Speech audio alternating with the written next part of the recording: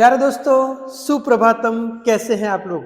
मैं आपका दोस्त राकेश पंचाल आपके अपने YouTube channel the Rana ji पर इस विराट जियो सीरीज में आप सभी का हार्दिक स्वागत है और अभिनंदन करता हूं।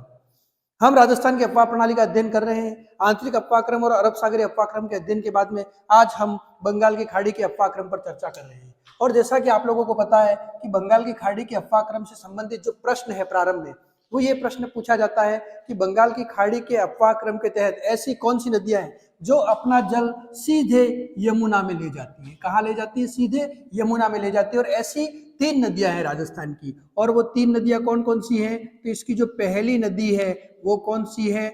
चल यानी चंबल नदी।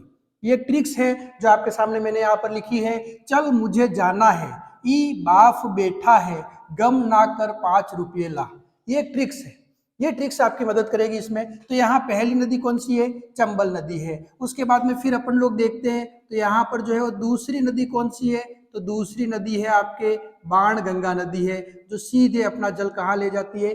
यमुना में ले जाती है। तो ये हो गई इसकी दूसरी प्रमुख नदी। और तीसरी प्रमुख नदी कौन सी है? तो तीसरी प्रमुख नदी है यहाँ पर गंभीर।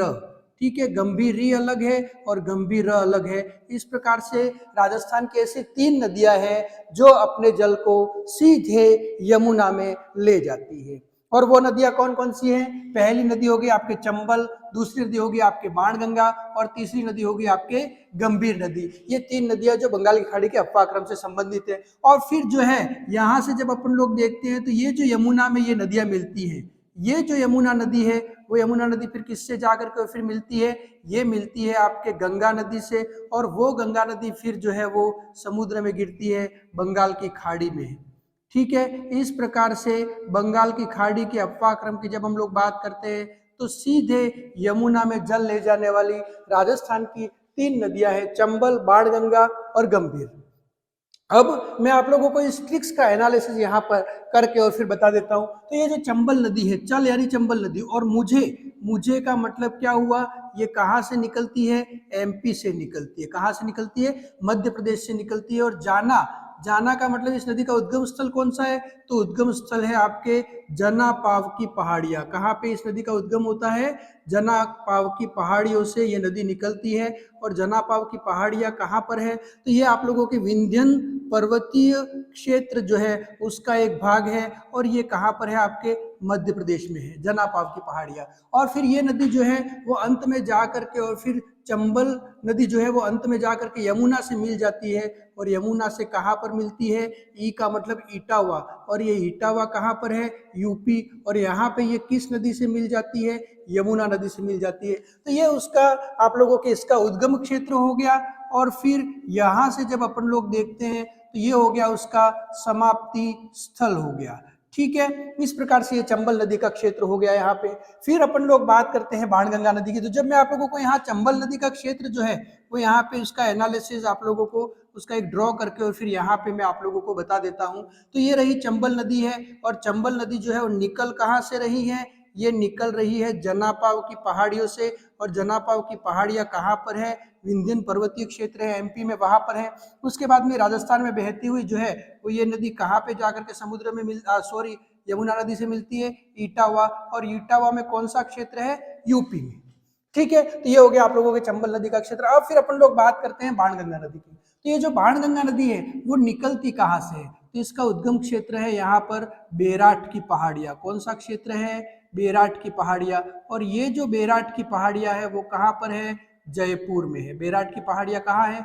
जयपुर में है। तो जयपुर के अंदर जब अपन लोग देखते हैं तो यहाँ बेराट की पहाड़ियों से ये जो बाणगंगा नदी है वो निकलती है। और फिर ये नदी जो है वो सीधे कहाँ पे मिलती है? यमुना में मिलती है। और वो कहाँ पे मिलती है? फतेहाबाद में मिलती है। कहाँ पे मिलती है ये नदी? फतेहाबाद में। और फतेहाबाद कहाँ पर है? यूपी में। यहाँ जाकर के ये नदी सीधे यमुना से मिल जाती है। ठीक है, तो ये हो गया आप लोगों के बाणगंगा नदी का क्षेत्र। तो बाणगंगा नदी जो है वो यहाँ से शुरू हो रही है। इसका उद्गम कहाँ से हो रहा है? तो बेराट की पहाड़ियों से हो रहा है। और उसके बाद में फिर ये नदी जो है वो फतेहाबाद में जा करके और फिर ये नदी किससे मिल जाती है? यमुना से मिल जाती है यूपी के अंदर। ठीक है, उसके बाद में फिर हम लोग बात करते हैं इसकी तीसरी नदी की। तो तीसरी नदी कौन सी है? गंभीर नदी है। और गंभीर नदी जो है वो अपन लोग जब देखते हैं तो ये नदी निकलती कहाँ से है? इसका उद्गम कहाँ से होता है? तो इसका उद्गम होता है आप लोगों के ना से हो जाएगा नादोती की पहाड़ियाँ। कौन सी पहाड़ियाँ हैं? नादोती की पहाड़ियाँ। और ये नादोती की पहाड़ियाँ कहाँ पर है? करौली में है। वहां से इस नदी का उद्गम क्षेत्र होता है ना, नादोती करौली में। और फिर उसके बाद में ये नदी जो है वो कहाँ पे जाकर के सीधे यमुना से मिलती है? तो यमुना से मिलती है मैनपुरी में जाकर के। कहाँ पे जाकर के मिलती है? मैनपुरी में जाकर के। और मैनपुरी कहाँ पर है? यूपी में है। तो इस प्रकार से जब अपन लोग देखते हैं तो ये जो गंभीर नदी है वो करौली में नादोती की पहाड़ियों से निकलती है। सवाई माधोपुर हो गया, ये करौली हो गया, ये धौलपुर हो गया। तो करौली के अंदर जो है वो ये कहाँ से होकर के निकलती है? नादोती की पहाड़ियों से होकर के निकलती है। उसके बाद में फिर धौलपुर से होते हुए ये जो है वो कहाँ पे जाकर के यमुना से मिलती है? यमुना से मिलती है आप लोगों के ये मैनपुरी में। कहाँ मिलती है? मैनपुरी में। और ये मैनपुरी कहाँ पर है? यूपी में है। और यहाँ जाकर के इस नदी का समाप्ति स्थल होता है। और इस नदी के ऊपर जो है वो 5 का मतलब एक बांध स्थित है। और वो बांध कौन सा है? आपके पांचना बांध है। पांचना बांध है। और ये पांचना बांध इस नदी के ऊपर कहाँ पर है? आपके करौली में है। कहाँ पर है? करौली में है। तो इस प्रकार से ये 3 नदियां हैं, इनका उद्गम स्थल तथा इनका समाप्ति स्थल हम लोगों ने यहाँ पर देखा। तो जिस प्रकार से ये हम लोग यहाँ पे जो है वो कौन सी नदी हो गई आप लोगों के? तो ये हो गई चंबल नदी। उसके बाद में ये नदी जो है वो कौन सी हो गई? तो ये हो गई आप लोगों के बाणगंगा नदी। उसके बाद ये नदी कौन सी हो गई? तो ये नदी हो गई आप लोगों के जिसको अपन लोग कहते हैं गंभीर नदी। तो इस प्रकार से यहाँ पे ये चंबल का क्षेत्र हो गया, ठीक है। यहाँ पे ये जो है वो अपन लोग देखें तो ये किस नदी का क्षेत्र हो गया? तो ये हो गया आप लोगों के गंभीर नदी का क्षेत्र हो गया। और ये किस नदी का क्षेत्र हो गया? तो ये हो गया आप लोगों के बाणगंगा नदी का क्षेत्र हो गया। इस प्रकार से 3 मुख्य नदियां हैं। अब हम लोग इसमें पहले बात करते हैं आपके बाणगंगा नदी की। तो बाणगंगा नदी की जब हम लोग बात करते हैं तो ये जो नदी है बाणगंगा, इसके कई उपनाम हैं। पहला उपनाम तो क्या है? ताला नदी कहते हैं इसको। क्या कहते हैं इसको? ताला नदी कहते हैं, ठीक है। दूसरा उपनाम क्या है? इसको अपन कहते हैं अर्जुन की गंगा भी कहते हैं। क्या कहते हैं इसको? अर्जुन की गंगा भी कहते हैं। और तीसरा उपनाम है इसी बाणगंगा नदी को रुंडित नदी भी कहते हैं। अब यहाँ पे ताला नदी क्यों कहते हैं उसके पीछे का कारण यह कि ये नदी अपने प्रवाह क्षेत्र में जो है वो लगातार नहीं बहती है ना। एक जगह पे ये नदी बह रही है, उसके बाद में ये नदी समाप्त हो जाती है, फिर कुछ आगे बढ़ करके वह नदी वापस शुरू होती है। तो इसीलिए इस नदी को ताला नदी कहते हैं। और रुंडित नदी क्यों कहते हैं? क्योंकि रुंडित है, ये कटी फटी है, ये नदी पूरे एक ही प्रवाह के रूप में नहीं बहती है, इसलिए इसको रुंडित नदी कहते हैं। और अर्जुन की गंगा क्यों कहते हैं? क्योंकि इस नदी के किनारे बेराट में, बेराट की सभ्यता स्थल से जो है वो अपन लोग ये देखते हैं कि महाभारत कालीन सभ्यता के स्थल प्राप्त हुए हैं, इसलिए इसको अपन लोग अर्जुन की गंगा के नाम से भी जानते हैं। अब अपन लोग जब इस नदी के क्षेत्र की बात करते हैं तो ये नदी जो है जयपुर, दौसा और भरतपुर है ना, तो इसका प्रवाह क्षेत्र की बात करते हैं। इस नदी का प्रवाह क्षेत्र, तो प्रवाह क्षेत्र कौन सा हो जाएगा? एक तो हो जाएगा आपके जयपुर, उसके बाद में कौन सा हो जाएगा? उसके बाद में आपके हो जाएगा दौसा, उसके बाद में कौन सा हो जाएगा? उसके बाद में आपके हो जाएगा भरतपुर। तो जयपुर, दौसा और भरतपुर से होते हुए फिर यूपी में जाती है और फतेहाबाद में मिल जाती है। तो ये नदी बाणगंगा और यमुना के बीच का इस नदी का जो ये पूरा क्षेत्र है, ठीक है, इस पूरे क्षेत्र को अपन जो इस नदी का यानी बाणगंगा नदी का, बाणगंगा से लेकर के यमुना के बीच का, ठीक है, तो यमुना से लेकर के और फिर बाणगंगा के बीच का ये जो पूरा क्षेत्र है जिसको अपन लोग कहते हैं दोआब। दोआब यानी दो, दो यानी दो और आब यानी पानी, यानी दो नदियों के बीच का क्षेत्र। तो उस क्षेत्र को अपन क्या कहते हैं? रोही का मैदान कहते हैं, अथवा इसको अपन लोग रोही दोआब कहते हैं। क्या कहते हैं इसको अपन लोग? रोही दोआब कहते हैं। तो ये रहा रोही का दोआब हो गया जो जयपुर, दौसा और भरतपुर का क्षेत्र है, ठीक है। अब फिर अपन लोग जब देखते हैं इस बाणगंगा नदी से रिलेटेड तो इसके ऊपर एक सभ्यता स्थल है, और वो सभ्यता स्थल कहाँ पर है? बेराट में, ठीक है। तो बेराट का सभ्यता स्थल प्राप्त हुआ है, ठीक है। और इस सभ्यता स्थल में किस प्रकार की सभ्यता स्थल प्राप्त हुए हैं? तो एक तो यहाँ से महाभारत कालीन सभ्यता स्थल प्राप्त हुए हैं। कौन से सभ्यता स्थल प्राप्त हुए हैं? महाभारत कालीन सभ्यता स्थल प्राप्त हुए हैं। इसके अलावा जब अपन लोग देखें तो यहाँ पर मौर्य युगीन सभ्यता स्थल भी प्राप्त हुए हैं। किस युग के सभ्यता स्थल प्राप्त हुए हैं? मौर्य युगीन सभ्यता स्थल भी प्राप्त हुए हैं। इसके अलावा अपन लोग देखें तो यहाँ पे जो है वो लोह युगीन सभ्यता स्थल भी प्राप्त हुए हैं। और ये जब अपन यहाँ से देखते हैं तो इस बेराट का जो क्षेत्र है वहां से मौर्य युगीन सभ्यता स्थल की जब अपन बात करते हैं तो यहाँ से एक शिलालेख प्राप्त हुआ है और वो शिलालेख कौन सा है, भाब्रू शिलालेख है। और इसके अलावा यहाँ से बौद्ध स्तूप भी प्राप्त हुए हैं। क्या प्राप्त हुए हैं, बौद्ध स्तूप भी प्राप्त हुए हैं, तथा यहाँ से महाभारत कालीन सभ्यता के अवशेष भी प्राप्त हुए हैं। इसीलिए इस नदी को अपन अर्जुन की गंगा के नाम से भी जानते हैं। तो यहाँ जब अपन लोग इस पूरे क्षेत्र की बात करते हैं तो उसके अलावा इस नदी पे और भी कोई बांध है क्या? हाँ, तो जयपुर में इस नदी के ऊपर एक बांध बना हुआ है और वो बांध कौन सा है, जमवा रामगढ़। कौन सा बांध है, जमवा रामगढ़। और जमवा रामगढ़ किस नदी के ऊपर बना हुआ है, बाणगंगा नदी के ऊपर। और ये बांध कहाँ बना हुआ है,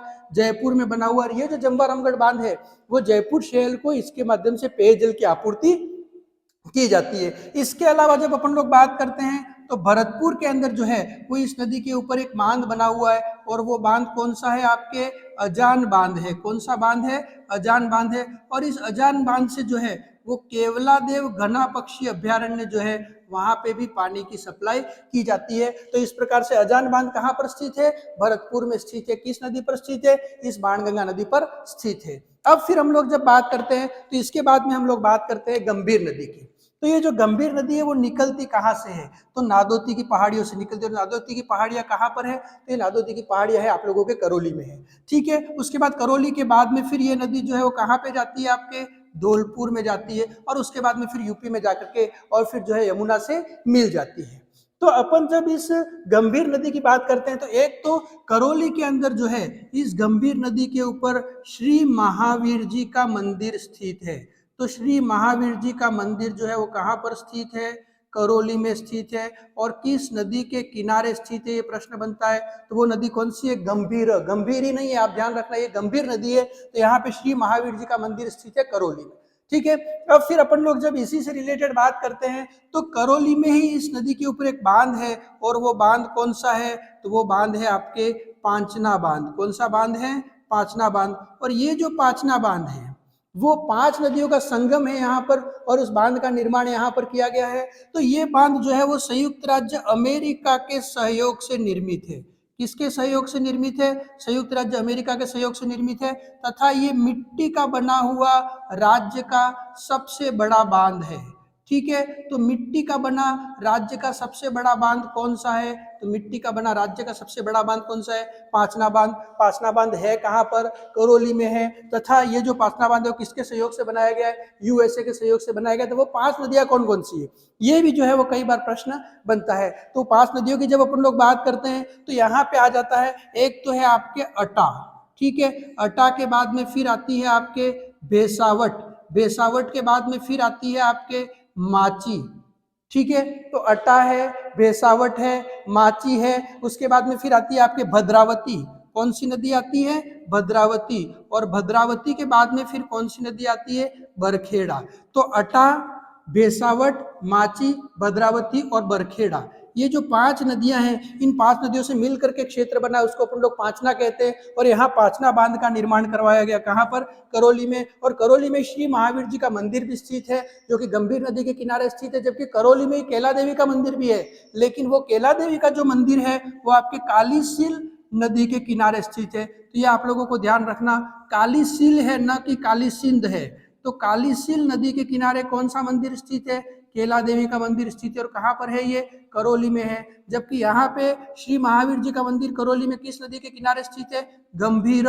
ठीक है, गंभीर नदी के किनारे स्थित है। इस प्रकार से ये हो गया आप लोगों के गंभीर नदी का क्षेत्र। तो यहाँ पे जब अपन लोग देखते हैं तो यहाँ सीधे यमुना में जल ले जाने वाली 2 नदियां हम लोगों ने पढ़ी, एक तो बाणगंगा नदी और दूसरी कौन सी नदी पढ़ी, गंभीर नदी पढ़ी। अब हम लोग बात करते हैं चंबल नदी की। और चंबल नदी जो है वो निकलती कहाँ से, जमुना पाव की पहाड़ियां विंध्याचल के क्षेत्र से निकलती है एमपी में, और समाप्त कहाँ पे होती है, इटावा यूपी में समाप्त होती है। अब हम लोग चंबल नदी का अध्ययन करेंगे। धन्यवाद, शुभकामनाएं।